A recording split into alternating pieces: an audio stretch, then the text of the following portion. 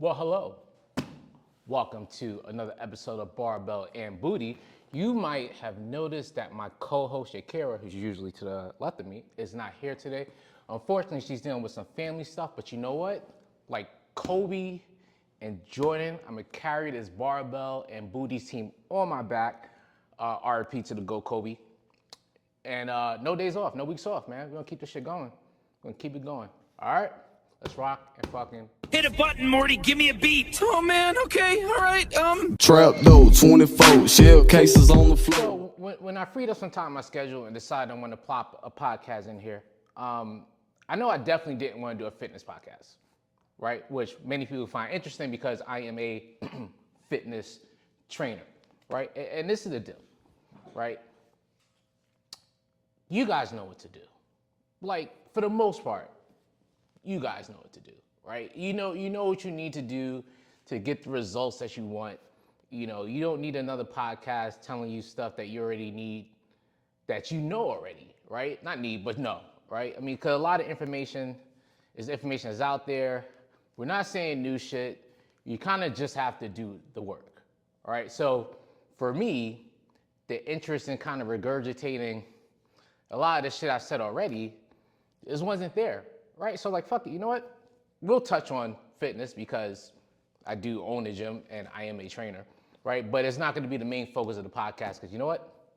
End of the day, it's not that interesting as much, especially since it's not new shit, right? What works has always worked and what will work for a long time. I think I said that right. What works has always worked, is gonna work for a long time. That sounds better, we'll go with that. Right? Like we know that, you know, if you do strong things, you'll get stronger. You know, the stronger you are, the healthier you are, right? We know if you're in a caloric deficit, you lose weight, you'll get leaner, right? These are things we know, right? So we touch on the fitness stuff. We might talk about a journey if it's interesting, but we don't stay there too long. We don't waste time getting to the fun shit, right? So let's get to the fun shit. Let's get to the fun shit. Kobe Bryant, RIP to the GOAT, birthday was yesterday. I always find it interesting, right? So, all right, I'm young enough to remember having battles, and I've always been a Kobe fan. People know this. Having battles in high school. People hated Kobe Bryant, hated him, right? Overrated, doesn't pass the ball, blah, blah, blah. So it is always funny to see now that, you know, he passed away, suddenly, like the transition from people, right? Like people like showing him love, like, oh, I always respected Kobe, blah, blah, blah. It's like, I remember when you were talking shit. Like, when did this shift change, right? And I don't know if people do these things now because it's popular. Like, it's popular to show love to Kobe Bryant, right? And it's popular to, like, you know, talk about the Kobe system and Kobe mentality. Whereas when he was alive and playing, that stuff wasn't there, right? And that's always like a bigger issue with me. Because at the end of the day, I want to be consistent, right? Like, you know, views may change, information may change to change your thought pattern, but like, you know, I'm not gonna hop on something because it's popular now. And I always find that weird in any aspect of anything, which is why I'm not particularly trendy, right? You know, I might dress a certain way, but I'm gonna dress in the way I like to dress, not what the trend is, right? And I think whether it comes to like fitness or your profession, you know, hopping on trends, you kind of just lose yourself and you don't have any real substance to you if you're attaching yourself to the new trend, right? So, you know, the trend is to show Kobe love, which is cool. I'm a Kobe fan. It is cool seeing him get all this love, but it would have been even better to see him get the love while he was alive. But, you know, people like trends. People like to hop on them. And speaking of trends, man, Deshaun Watson, he's going to have a tough season when he gets on the field. Probably for the rest of his career. Some would say rightfully so. Some may disagree. And that whole situation is weird, right? Because, look, I'm a guy, right? And I'm gonna view things a certain kind of way, or I'm gonna view things through the lens as a male. So I would never put myself in a woman's shoe, and when it comes to these kind of situations. But it is kind of crazy to me that essentially he got, and look, whatever the suspension was felt like it would have been appropriate. I can't argue any of it, but he essentially got suspended for being a fucking weirdo, right? I mean, was it predatory? Possibly, right? You don't DM that many people, you know, unless you're looking for a certain kind of thing, right? And listen, and these women, you know, they're business owners, you know, they're trying to have a come up, you know, hey, listen, I get this guy as a client, I get the next, I get that whole aspect of it. So I'm not even knocking these women for taking him as a client. I'm sure there's no communication, may not be communication between these people, or, you know, between the masseuses or massage therapists, right? But essentially, like from what I know, again, it could be more information out there that they're not telling us, but from what I've gathered, he didn't force himself on anybody. It wasn't any kind of physical assaults there. It was essentially like, yeah, you like this thing? You don't? Oh, okay, cool. Which is like, that's weird shit. Like I couldn't imagine it's weird shit. It is weird. I guess it's predatory, but yo, 11 games is, I think it's 11. Yeah, 11 games is wild. And, but yo, shout out to this dude's agent because he loses almost no money. So like if you're a Browns fan, how do you feel about this? Because, you know, day one as a starter, oh guys, we're doing sports talk for a little bit, FYI. We don't really get a chance to do that a lot, but we're gonna do it for a little bit. If Deshaun Watson's, as soon as he becomes day one starter, he is immediately the best quarterback the Browns ever had in Browns history. So are you rooting for him? Like, can you root for him? I mean, apparently the Browns thought, you know, it was worth it because, again, he's immediately the best quarterback in Browns history. But, like, God, like, this is almost comparable to the Vic thing, even though you could make an argument, I don't want to say the Vic thing was worse, but, like, he went to jail. This dude, Michael Vick, went to jail for what he did, which is, you know, essentially worse. And you know how we love our dogs here in America. So you can't be fucking around with that. But, you know, it's gonna be interesting. But they were letting him have it in that preseason game. Woo! Have it. But, you know, the Browns are gonna Brown, right? The Browns are gonna Brown. So apparently they all the way canceled this dude Andrew Tate on the social medias. And listen, if you don't know who Andrew Tate is, number one, congratulations. I ran a poll on my Instagram, you know, saying like, should they have canceled social media, should they let him rock, or do you know who he is? And for all the people who have no idea who Andrew Tate is, one, I envy your social media feed so much. And two, good for you.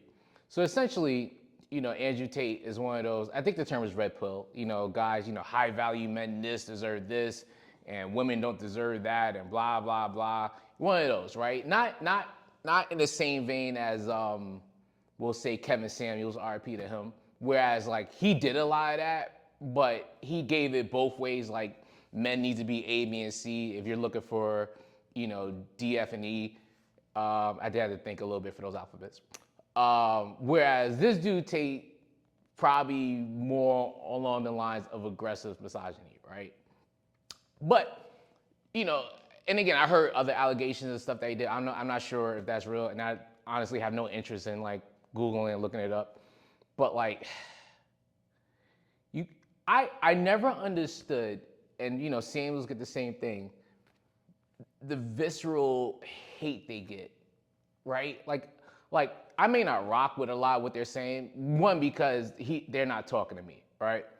But like, it's so much like, oh, this guy needs to be canceled, blah, blah, blah. He's saying such and such and such. The option to ignore it is there, especially if you're a woman, right? If you're a woman, you want to hear it. You literally don't have to listen to it.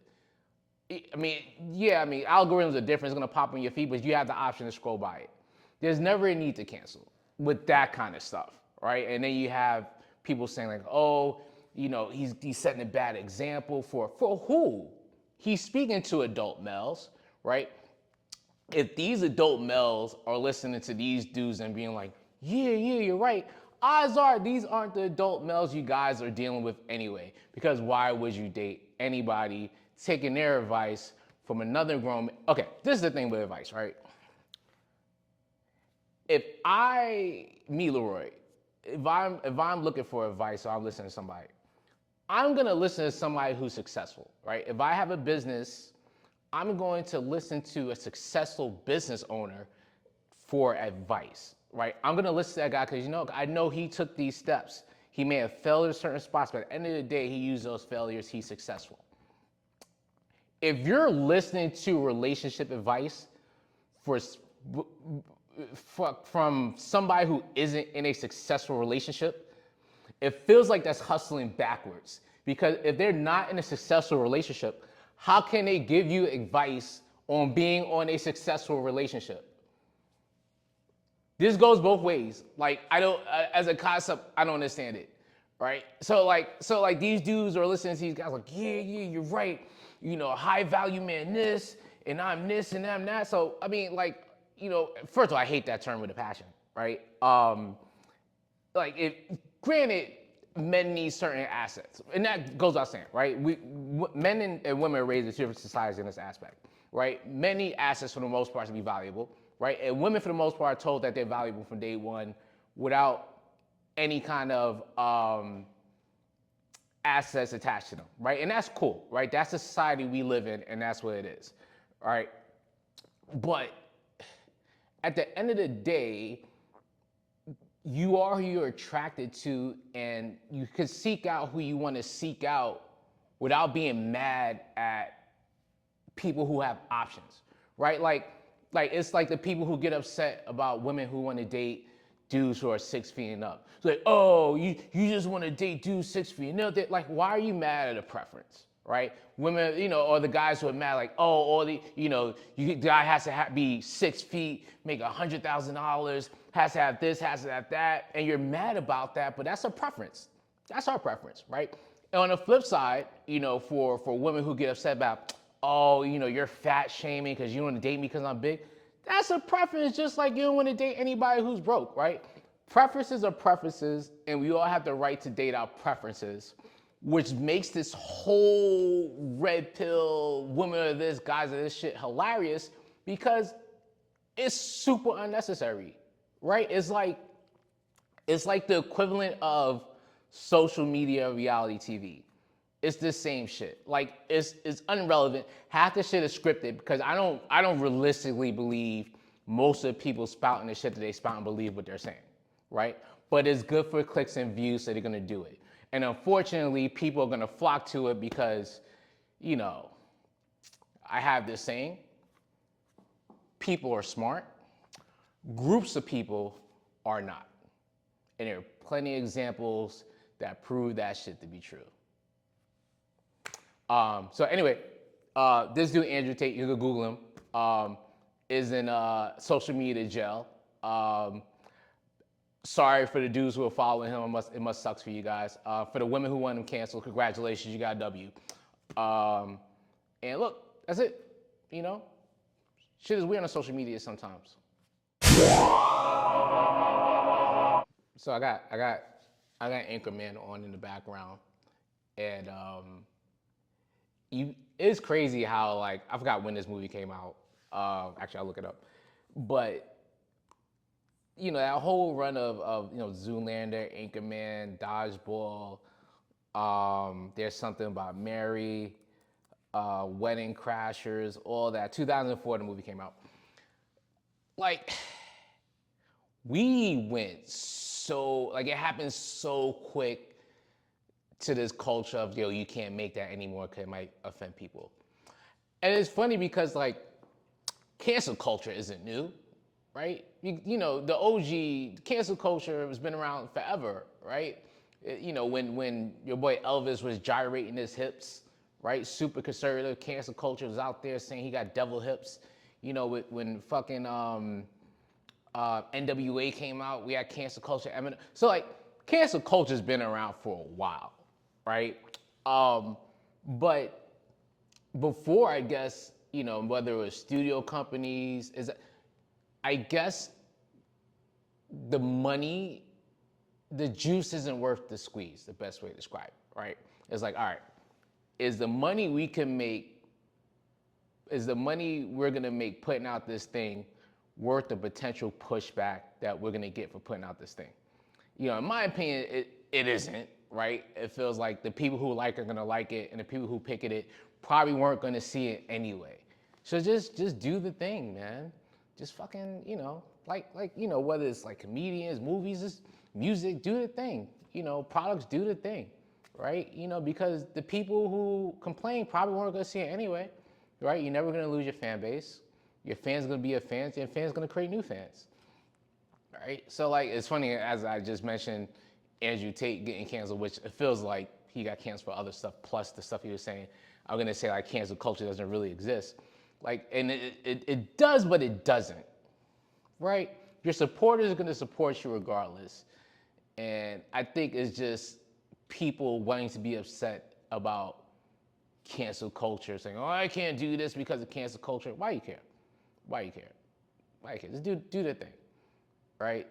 Do the thing. Don't worry about, because your fans are gonna like this shit anyway. I'm saying fans like these people are listening to me, right? How funny is that? However, yeah, I guess it goes back to my point of the bigger issue. Like, if you don't like it, why do you care? Right? And that's the bigger issue. If you don't like a thing, why do you care? You find it offensive, why do you care? You know, whether it's cancel culture, or a better example now is the MCU, right? So like, you know, there are people, I think MCU started in 2008. There are people whose only exposure to Marvel came through MCU, right? So that's Iron Man, Captain America, Thor, you know, they all looked a certain kind of way, right? But a lot of these people weren't comic book readers. So, you know, when Endgame happened, it kind of closed off that part of the MCU from like Iron Man's beginning to Iron Man's end.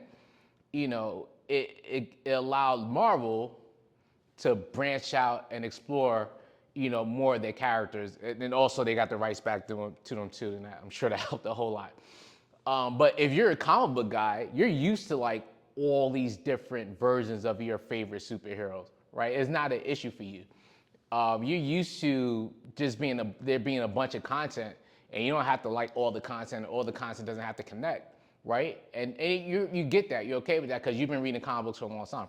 If you're an MCU fan, much to the point of like, you know, if you don't like it while watch it, you don't have, all the content is not made for you, right? So people got butthurt with Miss Marvel saying, oh, this is this is for kids, blah, blah. Yeah, man, it was for teenagers probably. Like, I thought it was a cool show, but it probably wasn't for you. But you know what? You gotta watch it, right? Same with SheHulk. Oh, you know, this is women empowerment. Marvel is super woke now, blah, blah, blah. FYI, comic books have always been super woke. Also, you don't have to watch the thing, right? I think people get too attached to anything, right? People get too attached to these characters, and then when they change, they get upset. Listen, I have superhero tattoos on me, right? I have a Thor tattoo, I have a Namor tattoo, I have a Black Panther tattoo, I have a Batman tattoo, Silver Surfer, Spider-Man. Okay, the Thor movies are trash. Like, none of them are good. The last one was comically horrible. You think I'm upset about my Thor? You think I'm mad? No, I don't give a fuck. I got a Thor tattoo. I don't have a Chris Hemsworth MCU tattoo, right? Why do I care? You know, my attachment to the characters, the version I like, is the version I saw in the comic books. You can still have the version you like in these things, right? And not worry about what goes on with it, because that character that you like is still there, right? It's almost like music, you know, or separating like the artist from the person. You can still enjoy the music, maybe not like the artist. I see plenty of people bumping Chris Brown and R. Kelly still.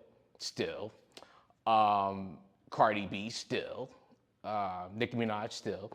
But you know, it's the same with these characters, right? They're gonna change to accommodate the times. They're not gonna be exactly how you want them to be.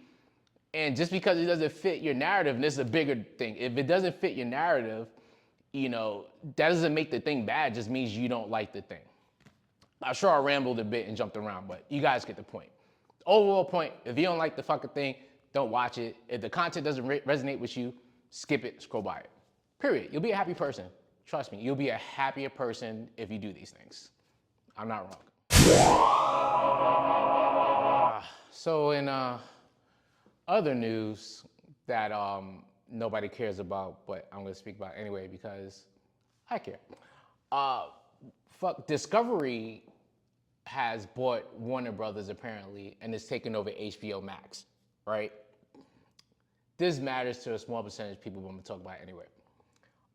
First of all, I didn't know Discovery had that much money that they could buy fucking Warner Brothers, HBO Max, whatever. They do. Not the point.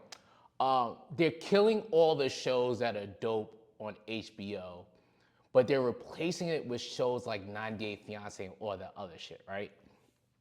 I don't watch these things. And you know what? I was mad. I was upset. But then I thought about it, right? And this is the same argument that a lot of women athletes make about, you know, not getting paid as much as the dudes.